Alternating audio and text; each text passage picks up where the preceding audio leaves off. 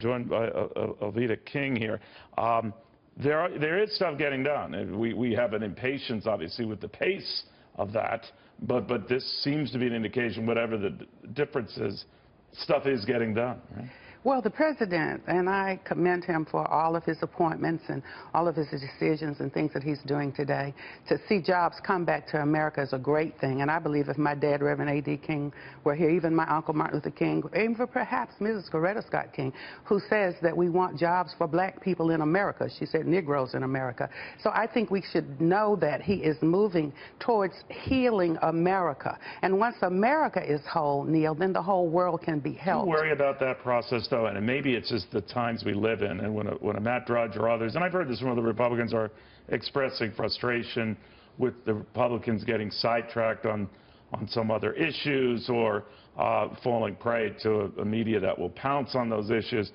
We're not over that division. The instant won't work as well as the steady will work. And sometimes when President Trump says, let's just stop this and take a look at it, it doesn't mean that he's against one community or the other. He has to examine from a business perspective.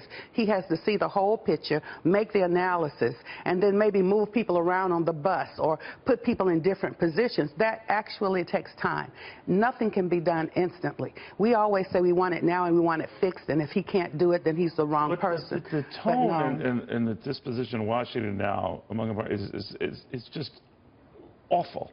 And even Emanuel Cleaver, of course, of Missouri, Democratic congressman, had faulted his own party for that, but said that this continues a sort of spite that he, as a minister, like you, finds offensive. I want you to react to this. Yeah.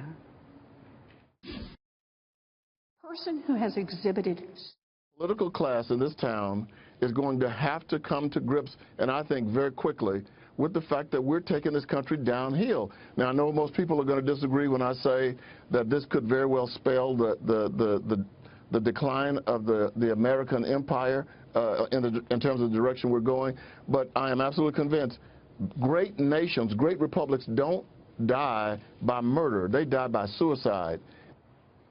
All right, it might have been accidental when you heard Elizabeth Warren and then you saw Emanuel Cleaver there, but it couldn't be more of a juxtaposition for the times we live in. Someone trying to work, move forward, someone else who's very angry, maybe in her own mind, properly so. But that is the chasm we live in today. Well, Neil, you know I'm a member of the King family, and we've got 6 to 7 generations right here in America that we can track and take a look at.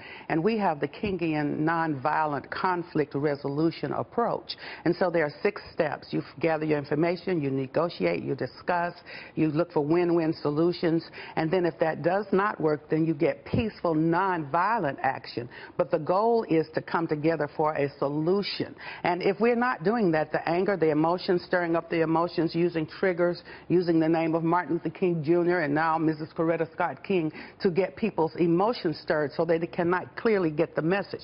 Martin Luther King Jr. talked about peace and nonviolence. That she was going to get this reaction and slap from Mitch McConnell. It's the old bait and switch, with the race card being played. Stir up the emotions. People will never look at the issues. People will never see the solutions.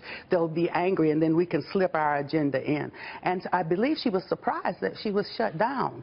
But we will no longer accept the racist bait and switch race card situation. We need facts and we need solutions. But there's a lot of anger. Real quickly, the final question, I know you got to go, but this idea that their Democrats is just not going to work with Republicans. They don't want to. Maybe it's a holdover. They're angry the way they were treated, but they just will not work. There are some who will not work, but I believe we're going to continue, and we will begin to have somewhere that we can meet and discuss and peacefully resolve some of these issues. I hope you're right. Always good seeing you.